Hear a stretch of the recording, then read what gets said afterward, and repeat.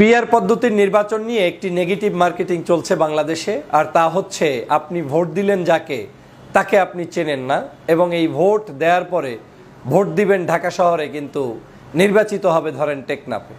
চরম মিথ্যাচার একটি নিউজ। বাংলাদেশে একটি গোষ্ঠী, একটি ব্যক্তি যারা এই পিআর পদ্ধতি চায় না, তারা সমালোচনা আলোচনায় আনছেন। আমি পিআরের পক্ষে থাকি কিংবা বিপক্ষে থাকি, পিআর সম্পর্কে অন্তত আমাদের সম্যক জ্ঞান থাকা দরকার যে আসলে পিআর পদ্ধতিটা এক্সিকিউট কিভাবে হবে। এটার বিভিন্ন প্রক্রিয়া আমরা এটাকে কাজে লাগাতে পারি। তার মধ্যে অন্যতম একটি জনপ্রিয় প্রক্রিয়া রয়েছে এরকম যে আমরা মার্কাই ভোট দিব, এবং সেই মার্কাটা হবে জেলাভিত্তিক পিআর পদ্ধতি। যেমন আপনার জেলায় 6টা সিট আছে কিংবা 10টা আসন আছে, এই 10 আসনের মধ্যে বিএনপি তার 10 জন প্রার্থী চুজ করবে, জামাত তার 10 জন করবে, ইসলামী আন্দোলন 10 জন করবে। সব পার্টি যারা অংশগ্রহণ করতে চায় নির্বাচনে প্রত্যেকে তার প্রার্থী সেখানে দিয়ে দিবে। ঘোষণা দেওয়া প্রার্থীর মধ্য থেকে যাদের পার্সেন্টেজ বেশি আসবে সে সেইখানে জয়যুক্ত হবে তত বেশি আসনে। বিএনপির ফর্সে আপনার এখানে যদি 3 ভাগের 1 ভাগ আসনের পার্সেন্টেজ পায় তাহলে 3 ভাগের 1 ভাগ আসন পাবে, অর্ধেক পায় অর্ধেক পাবে, সব হয় সব পাবে। জামাত ইসলাম যদি সব পায় সব পাবে, অর্ধেক পায় অর্ধেক পাবে, কম পায় কম পাবে।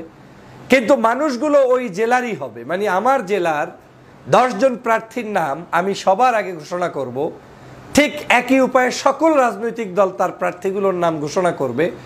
জনগণ সিদ্ধান্ত নিবে যে দাঁড়িপাল্লার প্রার্থী ভালো, এবং মার্কা হিসেবে দাঁড়িপাল্লা ভালো, এবং কেন্দ্রীয় ক্ষমতায় গেলেও দাঁড়িপাল্লা ভালো, তাহলে জনগণ তাকে ভোট দিবে। জনগণ সিদ্ধান্ত নিবে যে দাঁড়িপাল্লা না, আমার কাছে ধানের শীষ ভালো, ধানের শীষের প্রার্থীও ভালো, আর ধানের শীষকে ভোট দিয়ে আমি সংসদেও নিতে চাই, তার মানে আমি ধানের শীষকে ভোট দিব। আপনি যাকেই দিবেন ওই ভোটটা আপনার অঞ্চলের প্রার্থীই পাবে। ওই অঞ্চলের জেলার মধ্যে সর্বোচ্চ ভোট পেয়ে যদি আপনি আপনার পার্সেন্টেজ বেশি থাকতে পারেন তাহলে আপনার দলের এমপি আপনার ওই সংসদে যাবে।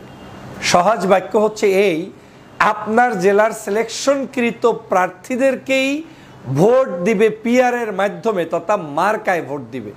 আপনার জেলার মধ্যে ভোট হবে, মার্কা হবে ধানের শীষ, দাঁড়িপাল্লা, ইসলামী আন্দোলন কিংবা অন্য যে কোনো রাজনৈতিক দলের মার্কা।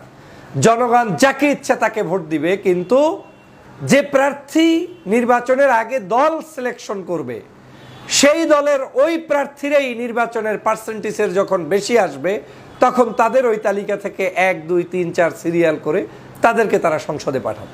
ফর এক্সাম্পল, বিএনপি যদি অর্ধেক পায় তাহলে তারা 10টা আসনের মধ্যে 10 জনের নামের তালিকা জনগণের কাছে প্রকাশ করার পরে ওই 10 জনের আন্দাজ তো তারা ভোট পায় না, যখন পেল না তখন ওই 10 জনের লিস্ট থেকে 1, 2, 3, 4, 5 ওই 5 জনকে তারা সংসদে পাঠাবে, এবং ওই 5 জনই ওই 10টা আসনের যে 5টা আসনের মধ্যেই তারা নেতৃত্ব দিবে। তাহলে আপনি ভোট দিলেন পিআর পদ্ধতিতে, কিন্তু আপনার প্রতিনিধি নির্বাচিত হলো কিন্তু আপনার বাড়ির আশেপাশের লোকটাই, যে লোককে বিএনপি ইতিমধ্যেই নির্বাচনের আগে জাতির কাছে প্রকাশ করেছে নাম, কিংবা জামাত কিংবা অন্য পার্টি যারা তার নামটাকে প্রকাশ করেছে।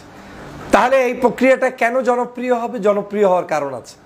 দুর্নীতিবাজ, সন্ত্রাস, চাঁদাবাজ, নৈরাজ্য সৃষ্টিকারী, অন্যায়কারী, খুন খারাপি, অত্যাচার, জুলুমবাজ কেউ তখন নির্বাচিত হতে পারবে না। কেন পারবে না? সব দলের জন্য চ্যালেঞ্জিং হয়ে যাবে যে আমার এই 6টা আসনে আমি প্রার্থী দিলাম এই 6 জনকে, আর একই জায়গায় আরেক পার্টি এই 6 জনকে দিল। যদি বিএনপির প্রার্থীর চাইতে জামাতের প্রার্থী স্ট্রং এবং তাদের জনপ্রিয়তা এবং ভালোবাসা বেশি থাকে, প্রার্থী হিসাবেও তাদেরকে মানুষ যোগ্য শিক্ষিত মনে করে, তাহলে তারা উইন হবে। যদি জামাতের প্রার্থীর চাইতে আরেকটা পার্টির প্রার্থী ভালো থাকে তাহলে তারা সেখানে উইন হবে। পাশাপাশি মার্কা হিসেবেও জনগণ চুজ করবে যে আমরা আগামীতে বাংলাদেশে কোন মার্কাকে ক্ষমতায় দেখতে চাই। তাহলে আপনি এক ডিলে 2 পাখি পেয়ে গেলেন। একদিকে আপনার পছন্দ যে আমি রাষ্ট্র ক্ষমতায় জামাত ইসলামকে দেখতে চাই, কিংবা ইসলামী আন্দোলনকে দেখতে চাই, কিংবা বিএনপিকে দেখতে চাই। আপনি তাকেই দেখতে চান, সেই ব্যক্তিকে যেমন আপনি ধানের শীষের মার্কায় ভোট দিয়ে বা দাঁড়িপাল্লায় ভোট দিয়ে আপনি আপনার মতের প্রকাশটা করলেন, পাশাপাশি আপনার এলাকায় ওই লোকটা নির্বাচিত হয়ে ওই এলাকারই তারা এমপি হবে, তাকেও আপনার এলাকাবাসী হিসেবে আপনি চিনেন, জানেন এবং তাকে নিলেন। তাহলে আপনাকে যারা মিথ্যাচার করছে এরা ভোকাস করছে, এরা পিআর নিয়ে আপনার কাছে একটা বিভ্রান্ত তুলছে। আমার কাছে তো মনে হয় পিআর যখন শুরু হবে তখন পিআরে বরং জনতার ঢল নামবে। এ কারণে জনগণ তখন আর কোনো ওই কে চোর কে ডাকাত, কাকে বাঁচবো না, কাকে দিব না এই চিন্তা না করে সরাসরি তিনি তার মার্কায় যেমন ভোট দিতে পারবেন, পাশাপাশি তার অঞ্চলের যাকে প্রতিনিধি হিসাবে ওই জায়গায় আগেই নাম প্রকাশ করা হয়েছে তাকেও আপনি আপনার কাছেই পেয়ে গেলেন এমপি হিসাবে। তাহলে আপনার সহজ পদ্ধতি আপনি বুঝে গেলেন। এবং এই প্রক্রিয়ায় নির্বাচন হয় পৃথিবীর বহু দেশে, তার মধ্যে অন্যতম জনপ্রিয় নির্বাচন হয় তুরস্কে, যেখানে এই জেলাভিত্তিক আপনার আগেই দলগুলো তার প্রার্থী বাছাই করে জনগণকে জানিয়ে দিবে, তারপরে সেই জনগণের রায়ের উপরে ভিত্তি করে, পার্সেন্টেজের ভিত্তি করে আপনার জেলার লোকই ওই অঞ্চলের এমপি হিসেবে থাকবে। এখন সিদ্ধান্ত আপনার, আপনি কোন পদ্ধতিতে নির্বাচন চান। পিআর পদ্ধতির এই নির্বাচন ছাড়াও আপনি এটাকে চাইলে বিভাগ ভিত্তিক করতে পারেন, যে না আমরা জেলা করব না, বিভাগ ওয়াইজ একই ফরম্যাটে বিভাগে আপনার তালিকা প্রকাশ করবেন, পার্সেন্টেজ অনুযায়ী আপনার বিভাগের লোকই ওই বিভাগের এমপি হিসাবে থাকবে। আর আপনি চাইলে ন্যাশনালিও করতে পারেন, সমগ্র বাংলাদেশ ব্যাপী, যে আমার প্রার্থীর কোনো বিষয় নয়, আমি ভোট দিব, মার্কায় দিয়েছি, যে কোনো একজন এমপি আমার এখানে এসে নেতৃত্ব দিতে পারেন। সেটা আপনার এই দলই 300 আসনের প্রার্থী ঘোষণা করার পরে আপনি সেখান থেকে দল যে কয়জনকে ক্ষমতায় যাওয়ার পরে সংসদে নিতে চায় সেটা তার ব্যাপার। আবার দল চাইলে, নির্বাচন কমিশন যদি মনে করে যে এই তালিকার মধ্য থেকে দল নিচের একজন ব্যক্তিকেও নিয়ে যেতে পারে, উপরেরও নিতে পারে, তাতেও আপত্তি নাই। এই জিনিসটা সম্পূর্ণ নির্ভর করবে আপনি আমি কোন প্রক্রিয়ায় ভোট দান করব এবং আমরা কোন প্রক্রিয়ায় সংসদে আমাদের মানুষদেরকে পাঠাবো। প্রথমেই আপনাকে বুঝতে হবে আমরা এমপি কনসেপ্টটাকেই ভুলে গিয়েছি। এমপিকে মনে করি যে গ্রামের মেম্বারের মতো, চেয়ারম্যানের মতো। আসলে কি তাই? আমাদের তাহলে ইউনিয়ন পরিষদ কেন, উপজেলা পরিষদ কেন, জেলা পরিষদ কেন, মেয়র, এরপরে সিটি কর্পোরেশন কেন? এই জিনিসগুলো রাখা হয়েছে স্থানীয় পর্যায়গুলোকে হ্যান্ডেল করার জন্য, আপনার একেবারে ডোর টু ডোর মানুষের কাছে আপনার খেদমত পৌঁছে দেওয়ার জন্য, কাজ পৌঁছে দেওয়ার জন্য। গভর্নমেন্টের কিছু জিনিস থাকে যেটা কমন, এই 64 জেলার 64 জেলায় সবাই কমনভাবে ভোগ করবে, এখানে কোনো দল পেশে কাজ হবে না। সংসদ সদস্যরা মূলত রাষ্ট্রের আইন করবে, রাষ্ট্রের সংস্কার করবে, রাষ্ট্রের বাজেট করবে, রাষ্ট্রের বড় বড় প্রজেক্টগুলো যেটা যেখানে দরকার সেটা নিয়ে তারা আলোচনা করবে, ডিবেট করবে।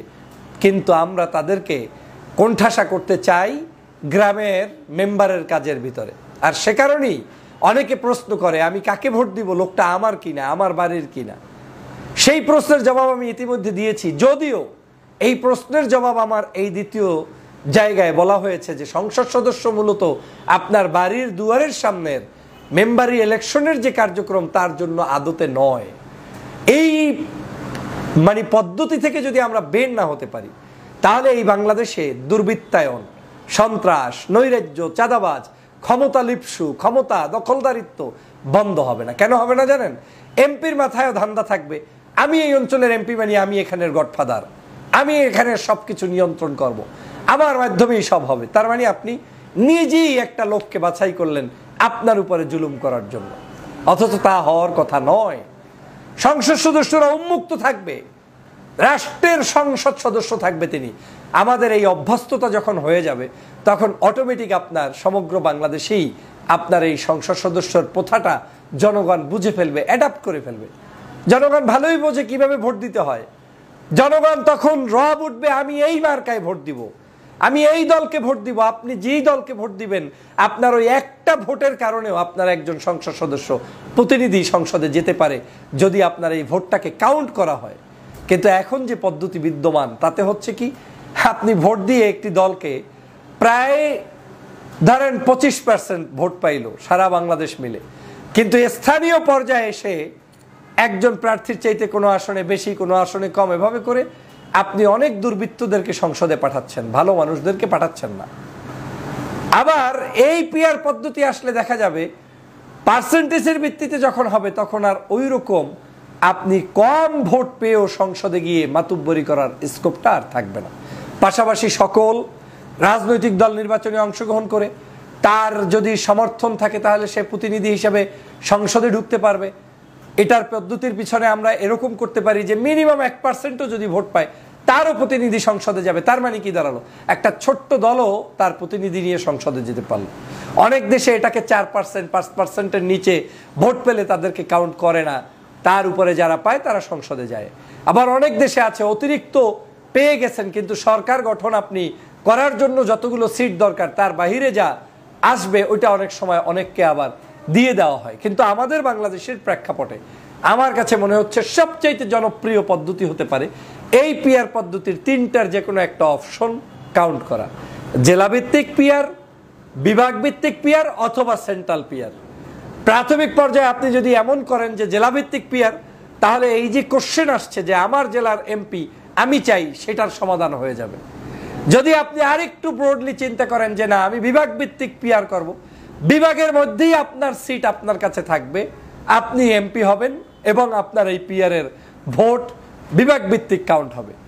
আরও যদি উদার হয়ে এই এমপিদের মর্যাদা এবং বাস্তবতা, তাদের কাজ বোঝার দক্ষতা আপনার হয়, তাহলে আপনি ন্যাশনাল লেভেলের নির্বাচন সারা দেশে এই মার্কাই হবে এবং সারা দেশের মধ্যে যেই দল যাকে যেখানে চয়েস করবে সে সেখানে যাবে এবং সেটা পার্সেন্টেজের ভিত্তিতে যাবে। কিন্তু এই 3টার যে কোনো একটা অপশন আপনি নিয়ে কিন্তু করতে পারেন। কি কাজটা হবে? কাজটা হবে আপনার টাকার দৌরত্ব থাকবে না। অন্যায়ভাবে চাপিয়ে দিয়ে একজন এমপি আপনি বানাতে পারবেন না, বানালে সে আগামী নির্বাচনে আসতে পারবে না। আপনি চাইলেই একজন দুষ্ট মানুষকে নমিনেশন দিয়ে পাশ করাই দিতে পারবেন না। আপনি পারবেন যে আপনার হাতে ক্ষমতা আসছে, আপনি 25টা আসন পেয়েছেন, যাকে খুশি তাকে দেবেন, একবার দিতে পারবেন, দ্বিতীয়বার দিতে গেলে আপনার পার্টি আর রান করবে না, আপনাকে কেউ চিনবে না, ভোট দিবে না এবং আপনাকে ধোঁকাবাজ মনে করবে। এবং আপনি সেটা দিতেও পারবেন না, কারণ আপনাকে তো তালিকা আগে প্রকাশ করতে হবে। মানে আমার নির্বাচন আগামী মাসে, এই মাসেই আপনাকে প্রকাশ করতে হবে যে আমার দল থেকে আসলে কারা যাবে। তো জনগণ যখন দেখবে যে আপনার আসন থেকে আপনি চোরকে দিয়েছেন, ডাকাতকে দিয়েছেন, ভোট দিবে না। তো যত বড় দল হন, জামাত ইসলাম হন আর তাবলিগ জামাত হন আর হেফাজতে ইসলাম হন, খারাপ মানুষ দিলে আপনি ভোট পাবেন না। জনগণ সেখানে শিক্ষিত ভদ্র মানুষদেরকে দেখতে পারবে। আরেকটি জিনিস হচ্ছে এই নির্বাচনে খরচ হবে কম, সেন্ট্রালি মার্কার নির্বাচন হবে, ডিবেট হবে, জেলা পরিষদ কিংবা আপনার ডিসিএসপি মানে ইউনো এদের মাধ্যমে আপনার ডায়লগ হতে পারে, ওপেন ডায়লগ হবে। প্রার্থীরা একই স্টেজে বিভিন্ন পার্টির প্রার্থীরা আসবে, তারা সেখানে তাদের গণগান জয়গান বলতে থাকবে, সেটার উপর ভিত্তি করে আপনার একটা নির্বাচন উঠে যাবে। কম কষ্টে পিওর ইলেকশন, আধিপত্যবাদ মুক্ত একটি নির্বাচন করতে হলে পিআর এর বিকল্প নাই। অতএব যারা পিআর নিয়ে এই সামান্য কোশ্চেনটা করে যে ভোট দিব এখানে, ভোট যায় ওইখানে, এই কনসেপ্টেরই উত্তরটা আজকের এই ভিডিওতে বক্তব্যতে পেলেন। আপনারা যারা পিআর এর পক্ষে তারা এই ভিডিওটি নিজে শুনবেন, অন্যকে শোনার ব্যবস্থা করে দিবেন। সহজ পদ্ধতি হচ্ছে পিআর এর বাংলাদেশের জন্য এই পদ্ধতি। এর বাহিরে অনেক বিষয় আমাদের আলোচনা থাকবে, সময় সুযোগ পেলে আমি আরও ভিন্ন বিষয়গুলো নিয়ে আপনাদেরকে জবাব দেওয়ার চেষ্টা করবো ইনশাআল্লাহ। সবাই ভালো থাকবেন, আল্লাহ হাফেজ।